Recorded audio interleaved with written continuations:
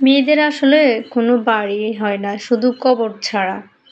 বিয়ের পরে যখন বাবার বাড়িতে আসে, তখন মানুষ বলে যে, "এই কবে যাবি? কয়দিনের জন্য আসছস?"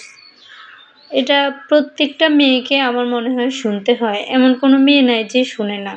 শ্বশুরবাড়িতে যদি কোনো অধিকার খাটিয়ে কোনো কিছু করতে যায় অথবা বলে যে, "এই জিনিসটা আমি করব" বা কিছু, তখন পরের বাড়ির লোক বলে ওঠে যে, "এটা কি তোর বাড়ি?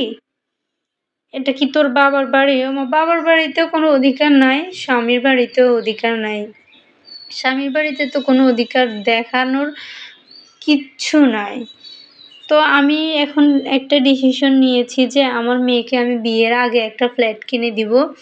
যেন কেউ বড় গলায় করে যখন কিছু বলে অথবা মনে কষ্ট পায় তখন যেন একটু শান্তি পায় যে নিজের ফ্ল্যাটে এসে। আমি এই জিনিসটা ইনশাআল্লাহ করে যাব। আপনারা দোয়া করবেন। আল্লাহ তাআলা আমার মেয়েকে যেন নেক হায়াত দান করে। আল্লাহ তাআলা সুস্থ দান করে। সুস্থ যেন থাকে। সবাই দোয়া করবেন। প্রত্যেকটা মেয়েকে এই কথাগুলো শুনতে হয়।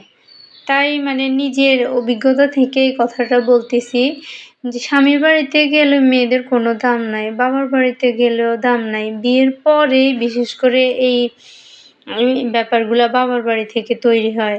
শ্বশুরবাড়িতেও তো সবার কাছে অবহেলিত হতে হয়। যে স্বামীর কোনো কিছু অধিকার নিয়ে মানুষ বলে যে, "এটা কি এ এটা অন্যের বাড়ি, এটা তো পরের বাড়ি।" স্বামীর বাড়িতে কোনো অধিকার খাটাতে নাই, অধিকার দেখাতে নাই। তো বাবার বাড়িতে বেড়াতে আসলেও ওটা শুনতে হয় যে কয়দিনের জন্য আসছি, কতদিন থাকবো। অথচ যে ছোটবেলা থেকে এতগুলা বছরের মধ্যে কে একটু বলল না যে, "কবে যাবি বা কয়দিন থাকবি?" তখন কেউ এই কথা বলার সাহস পায় নাই। যেই না বিয়ে হয়েছে তখনই আমি পর হয়ে গেছি। আমি না, প্রত্যেকটা মেয়ে পর হয়ে যায়। তো পর হওয়ার পিছনে কোনো থাকে না তো। তো বাবার বাড়িতে বেড়াতে আসলে এই কথা শুনতে হয়। স্বামীর বাড়ি তো স্বামীর বাড়ি। পরের মুখে কি কিছু আটকায়? আটকায় না। যেই কোনো কিছু ধরতে গেলে কারো পারমিশন নিতে হয়। একটা কিছু করতে গেলে, ধরতে গেলে কত রকমের কথা শুনতে হয়। স্বামী যেমন বলে, শাশুড়িরা তেমন বলে, ননদরা তেমন বলে, দেবররা তেমন বলে। পাশের মানুষ কিছু আছে তারাও আইসা বলে। তো এগুলা থেকে আমি রিয়ালাইজ করলাম যে আসলে মেয়েদের তো কবর ছাড়া কোনো জায়গাই হয় না। কবর দিতে গেলেও দেখা যায় স্বামীর আগে কম বয়সে মারা গেলেও এখানে কবর দেয় কেন? এই সেই বাবার বাড়িতে দিলেই তো হয়। বাবার বাড়িতে দিলে বাবার বাড়ির মানুষরা বলে, "ওর বিয়ে হয়েছে শ্বশুরবাড়িতে দিলেই তো হয়।"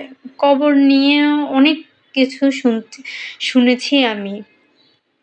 তো সেই জায়গা থেকে আমার মনে হয় আমার এই পরিকল্পনা জানি না কতটুকু যৌক্তিক, কিন্তু আমার আল্লাহ তাআলা যেন মনের ইচ্ছাটা পূরণ করে আমার মেয়ের জন্য।